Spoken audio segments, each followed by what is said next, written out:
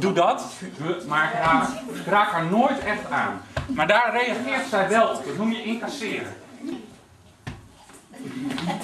Ja?